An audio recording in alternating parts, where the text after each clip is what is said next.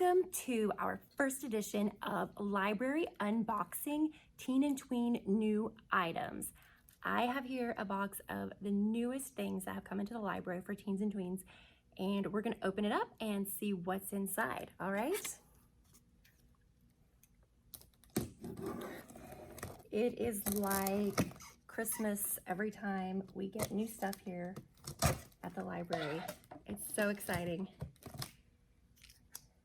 All right, let's take a look at what we have. Oh my gosh, where to start? Okay, here we go. Supergirl being super. Mariko Tamaki and Joelle Jones. This is a new YA graphic novel. It is the story of the origin of Supergirl, and the illustrations are absolutely beautiful. Maybe the best thing about it, you can get a look there.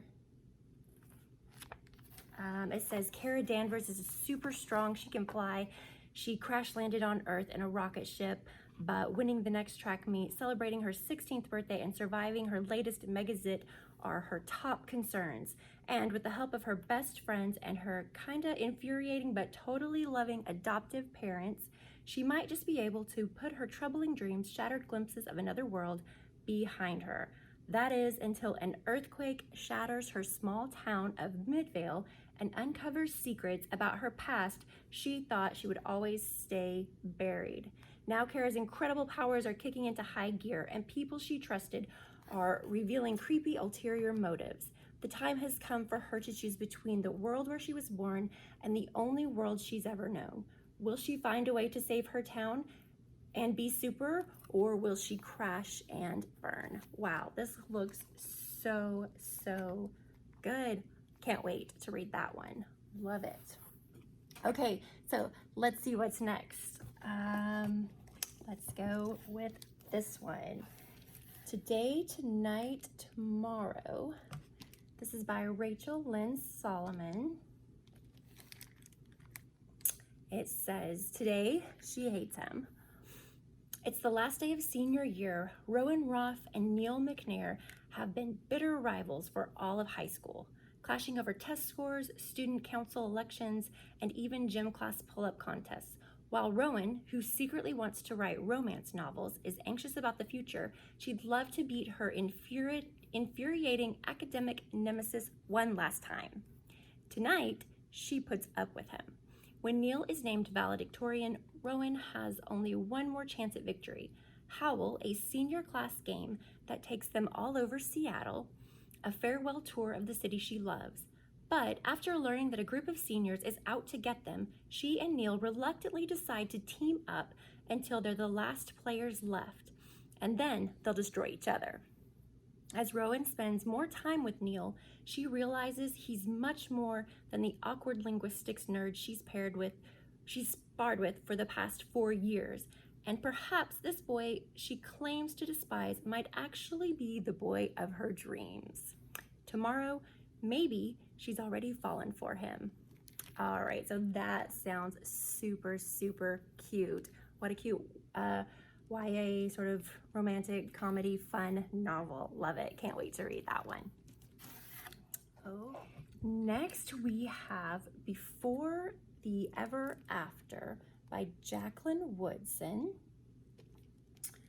All right, so this one says, for as long as ZJ can remember, his dad's been everyone's hero. A popular pro football star, he's beloved to the neighborhood kids as he is to millions of sports fans.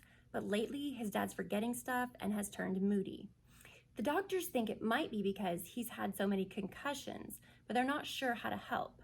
That stings, and so does the day his dad embarrasses him in front of his friends. ZJ's scared and has lots of questions. Will his friends stop coming over?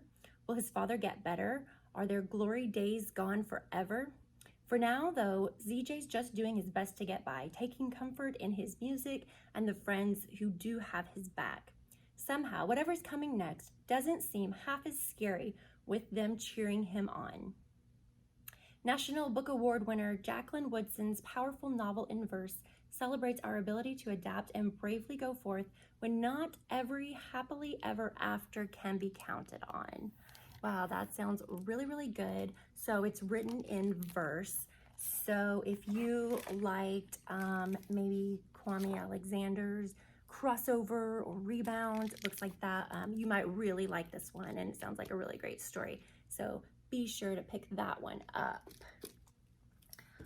Okay, so moving right along, we've got How to Be a Girl in the World. Ooh, this sounds interesting. This is by Kayla Carter.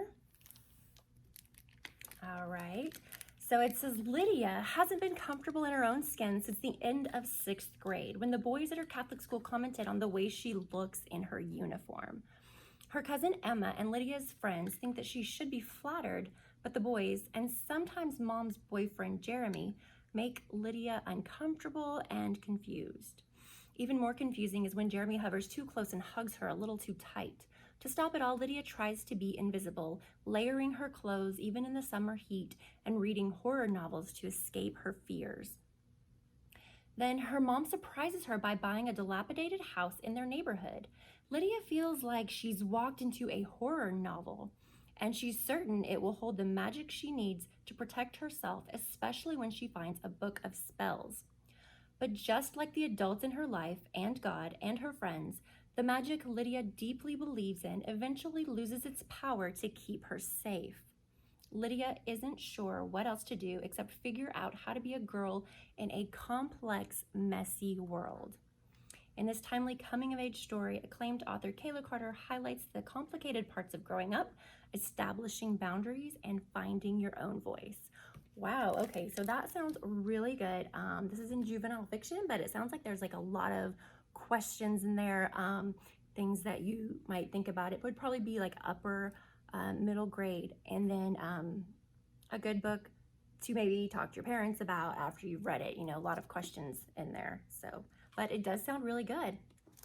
Okay, our next book, we've got Hunting November by Adriana Mather. All right, and so this is a sequel. There's another book called Killing November. It goes before this one. So let's see what this one's all about. All right, subterfuge is the name of the game. The only rule, don't die. After making it through a crash course in espionage at the mysterious Academy Absconditi, November Adley has only one purpose: finding her father. Along with fellow student and heartthrob Ash, November follows the clues her father left her, embarking on the deadliest treasure hunt of her life. The first clue is back in her hometown, where old friends beckon and unexpected enemies are lurking around every corner. The second clue is in Europe, where revelations about her family's history will plunge her deeper into an international web of deception, lies, and intrigue. The third clue is in enemy territory, surrounded by the most skilled assassins and master strategists, where everyone wants her and her father dead. But can one girl with limited training infiltrate a centuries-old organization that is powerful enough to topple empires? November only knows that she'll do whatever it takes to save her father or die trying. Wow, sounds super good. You know, adventurous, lots of fun, espionage stuff, so cool. All right, so maybe pick up Killing November first and then try this one after and see if you like them. Okay, all right, we just have a couple left. Our next one is called Majesty, American Royals 2 by Catherine McGee. So another sequel. The first book is American Royals. It says, power is intoxicating. Like first love, it can leave you breathless. One young woman is born with it. After centuries of kings on the throne, Queen Beatrice is the most powerful woman America has ever known. So why does it feel like she's lost so much? Her sister is born with less. Heir, spare, whatever, the American people always think of Princess Samantha as the party princess. So she might as well play that role, right? Some are pulled into it. Nina Gonzalez longs for a normal life, whatever that is, but disentangling herself from Prince Jefferson's world isn't as easy as she'd hoped. And if you will claw their way in, there's one crown that can be captured in this generation, and Daphne Dayton is determined to have it. She will take down anything or anyone that stands in her way.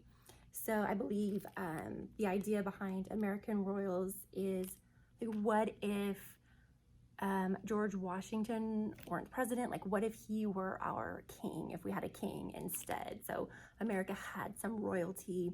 So that sounds really fun. Lots of characters in there, a lot of moving parts. So it sounds really good though, pretty cute.